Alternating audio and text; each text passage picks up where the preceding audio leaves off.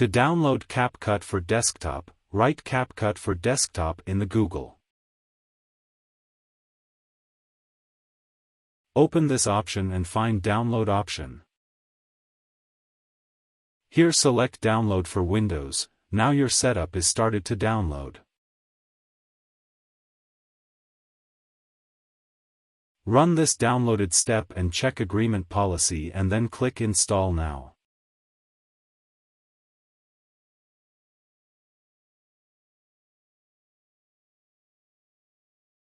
Your setup is installed. To open the software, click Start Now. Now you can start by clicking Project. This is the editing area of the software. You can import any file to add and use these features to make video interactive and informative. This is the timeline where you can edit your media. Now we will meet in another video to show you how I edit video using Capcut. See you soon.